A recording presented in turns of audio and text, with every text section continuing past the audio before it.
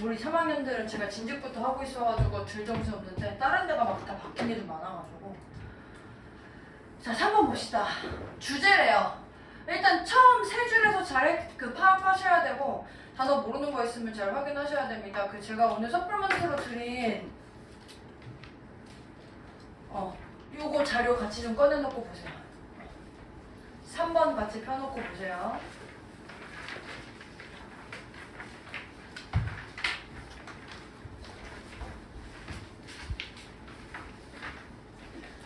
자, 16세기 시작할 즈음에 뭐든 시간 앞에 바이 붙으면 즈음 이렇게 해석하시면 되고 16세기 시작할 때쯤에 르네상스 움직임이 had given birth 탄생시켰어. 뭐를? 프로테스탄트 리포메이션을요. 그리고 다시 한번 이 심오한 종교적인 변화의 시대를 탄생시켰대. 그러니까 얘가 이거랑 이거를 탄생시켰대. 그리고 이 기간의 예술은 반영했다. 뭐를? 어떤 방해를. 뭐에 의해서 근데 초래된 거냐면 이러한 변화에 의해서 초래된 변화를 그 방해를 반영했다. 그래서 뭐 대략적으로 바로크라고 이름 붙여진 뭐 얘기하자면 이 바로크라는 게 irregular하고 왜곡된이라는 의미인데 이렇게 이름이 붙여져가지고 유럽의 페인팅이요. 그 16세기에 유럽 페인팅이 주로 포커스를 어디다 맞췄냐면은 캡처링하고 캡처가 개념이나 드라마나 움직임이나 드라마나 액션 또는 이제 강력한 감정을 포착하는 데 초점을 맞췄어. 지금 이렇게 됐거든? 그럼 지금 얘들을 이렇게 세 줄 봤을 때 여기부터요. 이 처음 두 줄은요. 어떤 상황이다 라고 설명을 해주고 있고요. 그런 상황에 대한 예시로서 16세기에 그래서 설명을 좀 더 디테일하게 들어가는 게 이 문장이란 말이야. 이해됐어? 이게 설명문이기 때문에 어떤 상황에 대해서 일반적인 론으로 여기까지 설명을 해주고 그 다음에 그런 것의 예시로서 일단 첫째로 16세기에는 유럽의 그림이 여기에 초점을 맞췄고 그래서 이제 이 화가들이 뭘 사용했냐면 강력한 시각적인 도구를 사용했어. 요거를. 그 다음에 이제 종교적인 대상들, 종교적인 주체들이 또한 종종 묘사되었어. 이러한 시대에 새로운 뭐 드라마틱한 뭐 비주얼 랭귀지 같은 걸 통해서 그러니까 뭔가 구체화된 설명을 하고 있다고 요 밑에서부터는. 그럼 그 얘기는 얘를 줄여서 주제로 쓰란 얘기야. 이거에 대한 세부적인 사항을 밑에 설명하고 있으니까. 괜찮나요? 그럼 일단 먼저 한번 다시 위에 해석 한번 보시고 무슨 내용인지 일단 머릿속으로 먼저 한국말로 정리 한번 해보세요.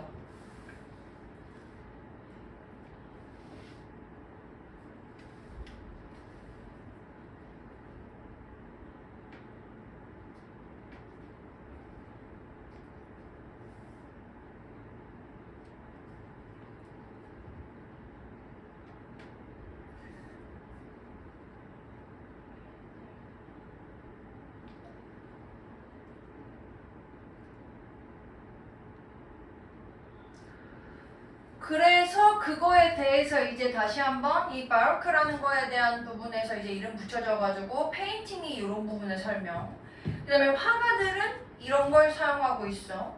그 다음에 이 종교적인 주체 대상들이 또 묘사되고 있어. 그래서 묘사하는 대상을 또 설명하고 있고 마지막으로 이러한 사회적인 이 disruption 방해나 그 문제를 포착하기 위해서 이 대부분의 예술가들이 어떤 옛날 기준들은 버렸어. 뭐 이렇게 해가지고 상황을 설명하고 있어. 그래서 주제 여러분들이 요약하는 거랑 만나보시면 보기에서 바로크 그림들의 특징들 근데 이 바로크 그림들의 특징들이 이 종교적인 디스럽션 방해에 의해서 초래된 것들. 두 번째, 바로크가 시각적인 완벽주의의 발달에 미치는 영향들. 세 번째, 바로크 화가들이 르네상스 스타일을 모방하기 위한 노력들. 바로크 예술가들이 그 망쳐진 사회를 안정화시키기 위해서 한 역할들. 그 다음에 이유들, 이상향으로 만드는 거네. 종교적인 사람들을 어디 안에서? 이 바로크의 그림 안에서. 이렇게 됐네요. 내용상으로 설명된 거 뭐? 여기. 괜찮나요? 괜찮나요? 지금 앞에 두 줄에서 요거에 대해 설명하고 있고 그 다음 문장부터는 쭉 사실을 설명한 거야. 어떤 특징들이 이렇게 있다고 이렇게 쓰여진 글이거든요.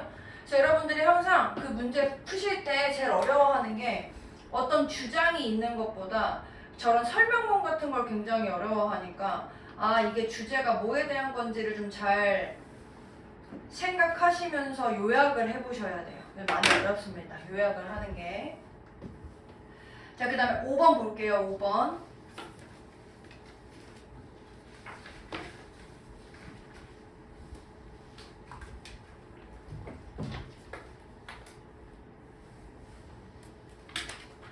자, 여기서 보시면요. 이 지금 5번은 얘가 처음에 집단주의 그룹에 대해 설명하고 쭉 보고 나서 대조적으로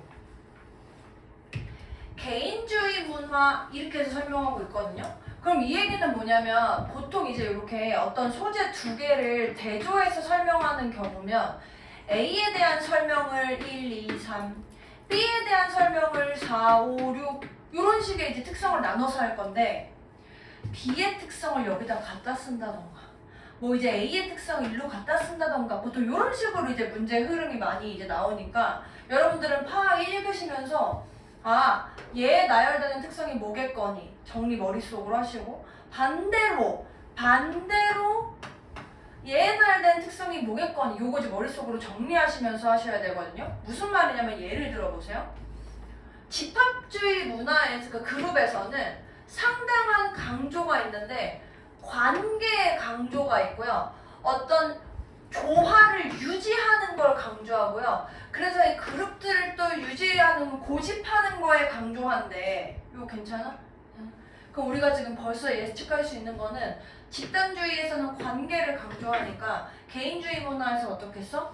관계보다는 아마 개인을 더 중요할 것이고 그 다음에 뭔가 조화를 유지하는 거랑은 또 반대돼야 될 것이고 약간 이렇게 예측할 수 있단 말이야. 얘는 지금 문맥에 물어보는 문맥이 아니니까. 그럼 다시 한번 이 멤버들 집단주의 그룹의 멤버들은 사회화되는데 뭐 하기 위해서 해야 되냐면 갈등을 피하기 위해서. 괜찮아? 이 갈등을 피하기 위해서라는 게 결국에 이 조화의 유지랑 연결되는 거지. 그 다음에 다른 사람들과 empathize 뭐게 empathize 많이 했던 거 공감하다는 뜻이다. 공감하다. 다른 사람들이랑 공감을 왜 해? 사실 다른 사람들이랑 공감하는 게 이 위에랑 연결하셔서 보셔도 되고요. 다음 문장 보시면 자기들 스스로에 대해서 집중을 끌어들이는 거는 반대해 자기들한테 주의를 끌어들이는 것 대신에 다른 사람한테 관심을 더 두고 공감하는 거지. 그러니까 이 뒤에 밑에 있는 요 부분 이 to avoid drawing attention to themselves 지 스스로에 대해서 집중을 끄는 게 아니라 상대 다른 사람한테 공감한다. 이렇게 연결해서 얘 맞다고 봐도 된다고. 또는 집단주의 문화에서 관계에 초점을 두니까 공감하는구나 이렇게 생각하셔도 되고요. 괜찮아요? 자 반대로 이번에는 개인주의 문화들 멤버들은요 뭐 하는 경향이 있냐면 자기 스스로를 정의하는데 무슨 관점에서 정의할 거냐면 독립성이라는 관점에서 정의할 거래. 그룹이랑은 독립적이고 그 다음에 autonomy라는 거라는 입장에서 그 관점을 둘 거래요. autonomy는 자율성이죠. 자율성. 그리고 그래서 이제 그룹으로부터는 독립적이고 자기들이 자율성을 갖고 있다라고 이제 정의를 할 건데 그래서 얘네들이 사회화가 돼 뭐 하는 걸로? 개인적인 자유에 가치를 두는 걸로. 괜찮나요? 괜찮나요? 그래서 개인주의적인 문화에서는 스탠드아웃은 도드라지다, 눈에 띄다 이런 뜻이거든요. 그래서 도드라지는 것, being different, 다른 것이 되는 것이 개인주의 문화래. 화합이랑 상관없이 자기 혼자 독립적이고 뭔가 자기가 자율적인 사람이야. 그러면 다른 사람과는 다르다라는 거를 개인주의 문화에서 좋게 생각할 것 같아? 안 좋게 생각할 것 같아? 좋게 생각하지 않을까? 이렇게 생각하면 돼. 집단주의 문화에서는 화합을 강조하니까 제일만 눈에 띄면 싫잖아. 우리 다 같이 비슷비슷해야 되는데 개인주의 문화에서는 반대일 거니까 너는 너대로 나는 나대로 해도 상관없다고. 그러면 여기서 눈에 띄거나 다른 것이 되는 게 종종 뭐로 여겨져? 약함이 아니라 좋은 거야 라고 여겨져. 이렇게 되셔야죠. 괜찮아요? 마저 해석해 볼게요. 이 implicit은요, 내적인 내면의 내부의 이런 뜻이거든요. 그래서 특징들이 내적으로 있는데 뭐의 특징이냐면 이런 집단주의 또는 개인주의적 그룹들의 특징들이 어떤 가정이 있다는 거야. 이 가정들이 내적으로 있어, 특징에서. 근데 이 가정이 어떤 가정? deviance. 이거는 밑에 단어 있나? 벗어나는 행위. 벗어나는 행위. 잠시 여기 위로 올릴게요.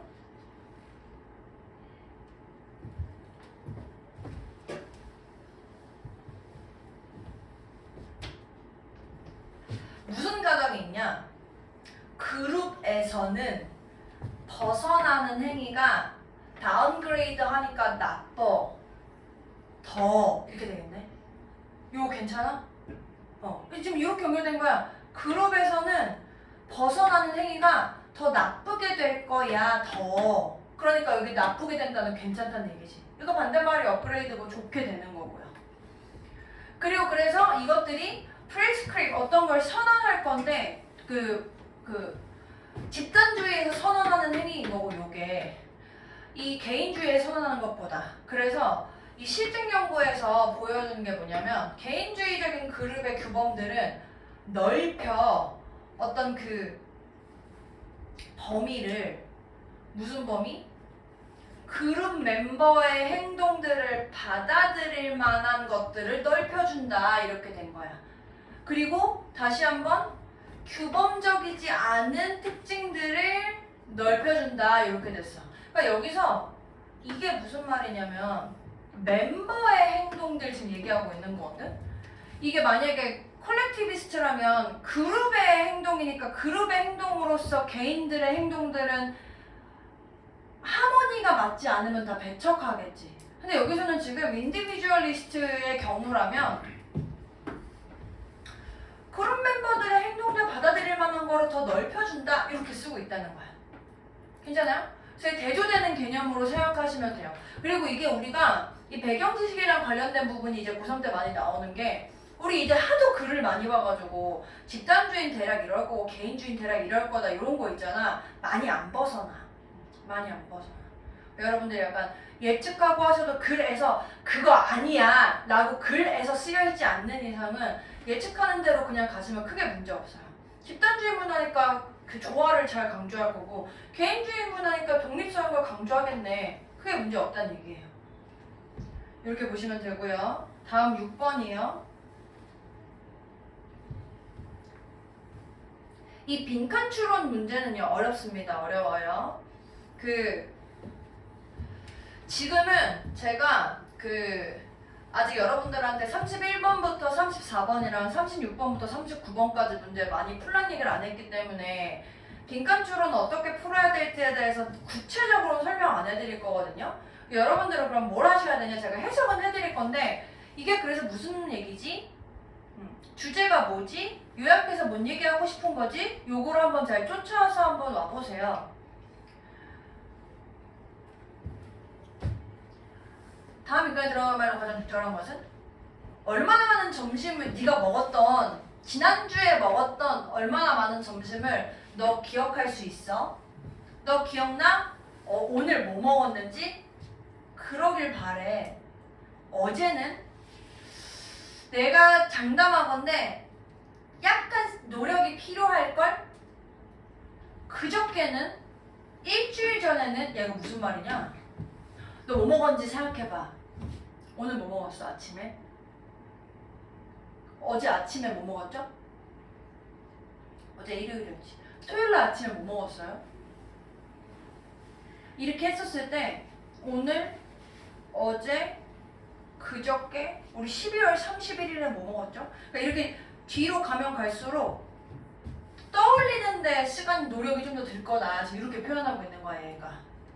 근데 이제 다음 말 뭐냐면 너의 지난주의 점심에 대한 메모리가 사라진 건 아닐걸? 그런 건 아닐걸? 그래서 제대로 된 신호만 주어지면 예를 들면 어디서 먹었는지 또는 누구랑 먹었는지 예를 들면 뭐 이제 평소에는 맨날 가족들이랑 먹었는데 12월 31일에는 갑자기 썸남 썸녀랑 밥을 먹었다 쳐! 없어도 어쩔 수 없어. 저도 없어요. 그러면 아 걔랑 그때 뭐 먹었지? 이런 올바른 신호가 주어지면 어디서 먹었는지 누구랑 먹었는지 같은 거 그러면 네가 떠올리기 더 쉬울 거야. 너의 접시에 뭐가 있었는지. whether 아니면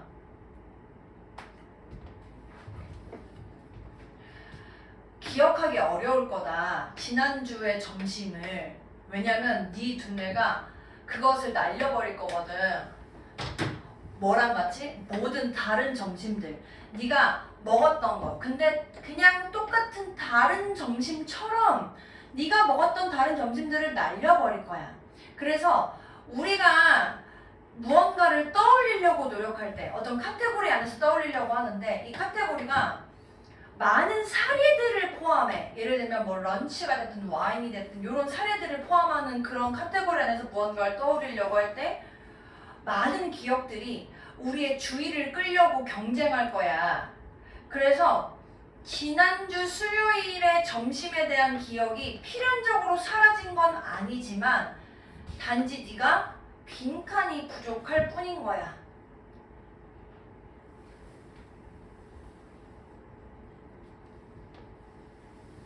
뭐가 부족해? 내가 내 메모리가 없어진 게 아니고 지금 이 내용에서 A라는 거에 대해 생각을 했었을 때 A라는 거에 대해서 뭐가 없어서 이게 잘 안 떠올라 지금 이렇게 쓰고 있는 거거든.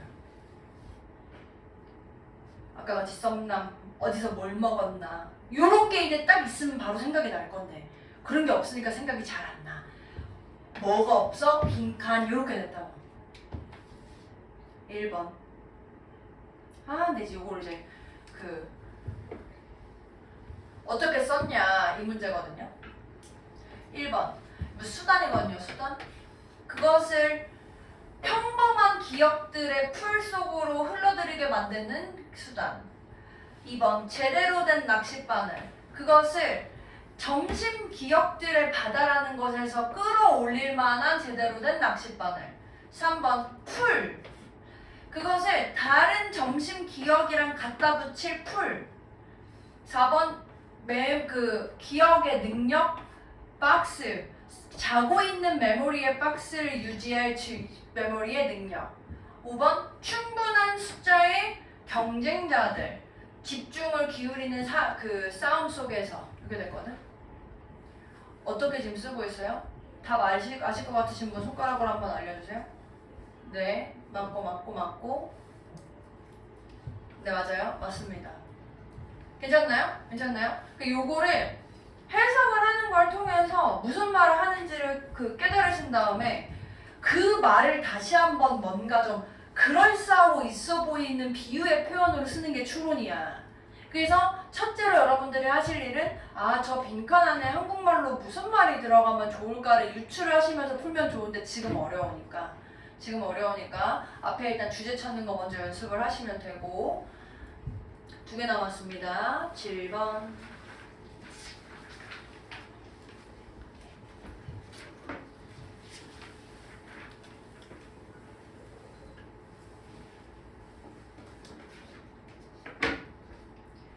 여기 이제 문장 삽입이랑 순서 배열도 조금 더 이제 디테일하게 푸는 방법은 제가 2월달에 알려드릴 건데 요것도 먼저 근데 얘는 진짜 빈칸이랑 순서 배열은 문장 하나하나 해석하는 거 좀 필요하고요. 두 번째는 그 문장 안에서 주어지는 신호들이 뭔지를 파악하는 게 좀 있어야 되거든요. 이것 좀 연습이 필요해. 그래서 지금 당장 문제 어려우신 분들은요. 주제 파트 푸는 거 아직 답을 잘 못 찾으시는 분들은 지금 요것도 그냥 약간 가벼운 마음으로 보세요.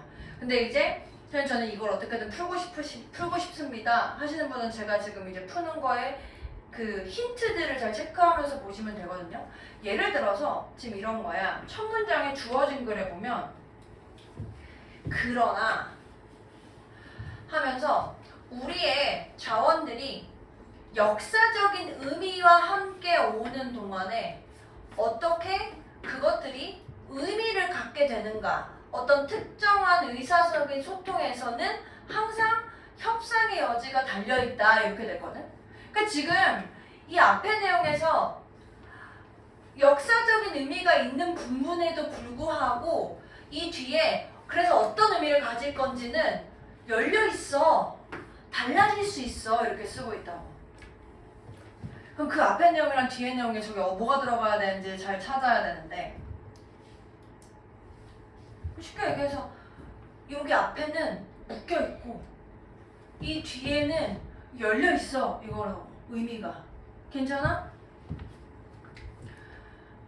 빨리 해볼게요. 이 언어적인 자원. 언어적인 자원. 우리가 사용하려고 선택하는 언어적인 자원들이 빈 형태로 오는 건 아니야. 근데 이 빈 형태가 채워질 준비가 되어 있는 빈 형태래. 우리의 이제 개인적인 의도로 채워질 준비가 온 형태로 오는 게 아니라 걔네들은 우리가 의미를 같이 갖고 오는데 이미 꽉 차 있는 형태래. 그러니까 지금 아까 처음에 글에서 끊었을 때 however 어쩌고저쩌고 문장은 의미가 이미 정해져 있는데 반대로 의미가 비어 있어. 이렇게 쓰여 있었잖아. 아까 주어진 글에서. 그러니까 여기서도 의미가 차 있어. 이렇게 시작한 거야. 그럼 우리는 여기서 의미가 차 있으니까 정해지지 않아. 정해져 있어. 근데 갑자기 접속사 없이 그 뒤에는 열려 있어. 이러면 그 자리가 답이라고. 이 의미들이 파생된 건 아니야. 어떤 보편적이고 논리적인 형태의 원칙으로 파생된 건 아니고 그끌어진 건 아니고 오히려 뭐냐면 걔네들의 형태에 따라서 걔네들이 시간이 지나면서 정해진대. 아, 히스토리랑 연결되는 파트네요. 걔네들의 과거의 사용 속에서 특정한 맥락 속에서 또는 특정한 그룹 참여자들 사이에서 뭐뭐와 함께 특정한 목표와 함께 그래서 결국에 뭔가 이 여러 가지 많은 문화적인 그리고 역사적인 또는 뭐 제도적인 힘에 의해서 형성되는 거야. 정해졌다고 쓰고 있네요. 괜찮아요? 괜찮아요? 그 다음에 2번 D. 그 언어적인 자원들, 우리가 사용하려고 하는 특정한 이 의사소통의 순간 속에서 한 자원들이 이 순간에 오는데 뭘 가지고 와? 전형적인 역사, 의미의 전형화된 역사와 함께 와. 자, 지금 여기 2번 뒤에 요거 지금 요거 의미 정해졌다는 거야? 오픈됐다는 거야? 정해졌다는 얘기인 거 맞아? 요거 전형화된 이 컨벤셔널 히스토리라는 게 컨벤션이 관습이야, 관습. 그러니까 관습화됐다는 거는 이미 과거에 쓰였던 역사와 함께 온 거니까 얘는 지금 닫혀 있는 거라고 의미가. 괜찮아요? 자, 그럼 4번도 3번 뒤에 문장도 봐. 와. 우리를 bind, 묶는데 특정한 방식으로 묶는데 이거 묶여있는 거야, 열려있는 거야? 갇혀있는 거야, 열려있는 거야? 묶여있는 거 아니야. 우리를 지금 묶는 거니까. 괜찮아? 그 의미를 이 전형성, 관습성이 어느 정도 수준으로 특정한 방식에다가 묶어놓는데 근데 이 특정한 방식을 우리의 그 집합적인 역사 속에서 그러니까 이 의미를 쓸 때 딱 묶어놓는 거라고. 뒤에 문장 봐. 그래서 우리의 개인적인 우리의 언어적인 출처 속에서 우리가 달성할 수 있어. 두 가지 동작을 동시에. 우리가 만들어내 요런 것도 그 동시에 우리가 우리 스스로를 맥락 안에서 관계시켜서 위치시켜. 두 가지를 할 수 있게 되었네요. 여기에서. 그럼 그 얘기 뭐야? 여기까지는 하나만 할 수 있었던 건데 이게 오면서 아, 여기서 근데 여러 가지로 열려 있구나. 그래서 두 가지가 될 수 있어. 이 두 가지에 대한 설명 5번. 이렇게 되겠네요. 괜찮아요? 그래서 이 글의 흐름에 따라서 어디에 저 중간말이 들어가야 되는지를 캐치하셔야 되는데 연습 많이 하셔야 됩니다. 하셔야 돼요. 마지막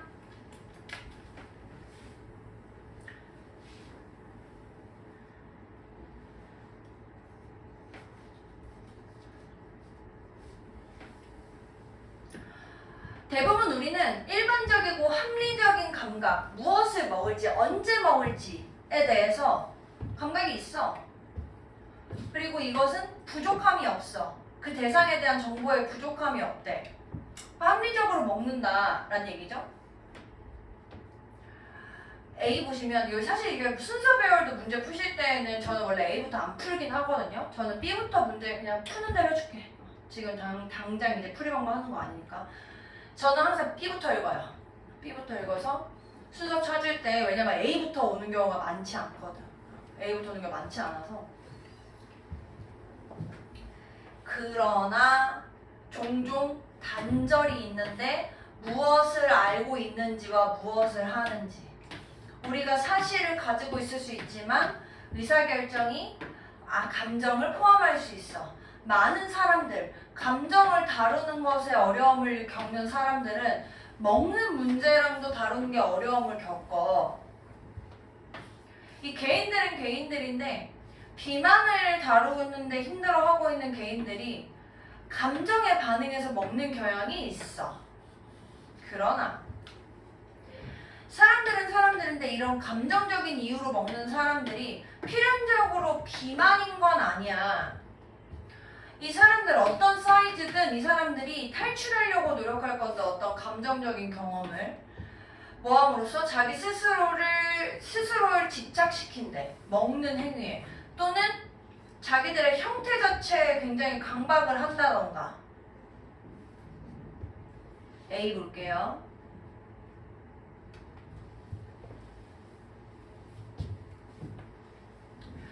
이모셔널 이팅이라는 것은 대중적인 용어인데 이 먹는 행위를 묘사할 때 쓰는 거고요. 이게 감정에 의해서 영향받는 먹는 행위를 얘기하는 거야. 근데 그게 긍정적일 수도 있고 부정적일 수도 있어. 감정이라는 게 종종 영향을 미쳐. 다양한 요소들에. 너의 먹는 행위한테 몰입하면서 너의 먹고자 하는 동기부여나 너의 음식 선택이나 어디에서 누구랑 같이 먹는지 또는 뭐 먹는 속도 같은 거. 대부분의 과식은요. 촉발된다. 어떤 감정에 의해서 물리적인, 신체적인 배고픔이 아니라 이렇게 됐거든. 그럼 지금 여기서 얘들아 첫 번째 문장이 지금 얘 대충 보니까 어떤 감정 때문에 먹는 행위를 설명하는 건 맞는 것 같아. A, B, C 쭉 다 봤을 때 여기에 감정 때문에 먹는 행위가 연결되는 게 있어요? 주어진 글 자체에. 아니 대부분의 사람들은 합리적이잖아. 합리적인 건 감정적인 거 반대잖아. 그럼 내가 감정적인 거를 설명해주기 위해서는 그러나 합리적이어도 그러나 다른 것 때문에 먹을 수 있어 라는 말이 들어가줘야 된다고. 그게 뭐죠? 괜찮아요? 그래서 여기에서 얘가 있는데 이렇게 설명하면서 근데 이제 이게 특히 뭐랑 연결돼 있어? 대부분의 사람들이 어떤 감정을 포함하고 있다는 걸 알고 있고 그래서 이 대부분의 사람들이 감정을 다루는 게 어려운 애들이 먹는 행위랑 어려움을 겪더라. 이렇게 했었을 때 여기서 여기 가는 게 많이 어색하진 않거든? 근데 여기서 여기 가는 건 어색해. 여기서 여길 간 다음에 여기 가는 건 덜 어색하거든요. 왜냐면 여기 뒤에서 A에서 대부분의 과식들이 감정에 의해서 먹게 돼 과식 해당하는 얘기니까 비만을 가진 사람들이 많이 먹던데 근데 많이 먹는 것만 문제가 아니야. 이렇게 해야 자연스럽다고. 괜찮아요? 그래서 글의 순서를 볼 때 자연스럽다라는 걸 판단할 때 요렇게도 한번 읽어보시고 요렇게도 한번 읽어보시고 했었을 때 마지막 문장이랑 첫 문장 연결해보면 조금 와닿을 때가 있어요. 연습 필요해. 제가 시간이 지금 많이 없으니까 지금은 이제 복습하실 때는 혼자 읽어보시되 풀이하는 방식 디테일한 건 제가 다음에 이제 요 유형 나갈 때 좀 더 설명해드릴게요. 이건 오답만 지금 해드렸습니다. 숙제는 그래서 오늘 저거 서플먼트 나간 거에 미니 2회 단어 외워오시고 그 다음에 그 어휘 끝 오늘 7, 8, 9, 10 했으니까 7, 8, 9에서 12 외워오시고 그 다음에 유형편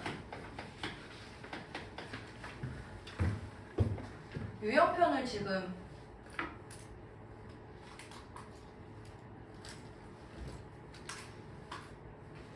어딨지? 어디까지 했더라? 적어놨는데 지금 못 찾고 있어요. D까지 풀려 있나요? 자이스토리? D까지 풀려 있는 사람 손. 풀려 있어? 좋아. 진짜 마지막이야. 나 이제 더 이상 이제 봐줄 수 없어. 오늘 D 안 풀려 있으면 D까지 풀어오세요. 나 이제 이 다음 거부터는 안 풀려 있으면 남아서 풀리게 할 거예요. 네. D까지 풀려 있으신 분들은 아 기쁘다 이렇게 하시면 되고 단어 외우시면 되고 복습하시면 되고 안 풀려 있으신 분들은 요거까지 해오시면 됩니다. 고생하셨어요. 여기 잠시만요. 강의실이 어떻게 되는지 보고 올게요.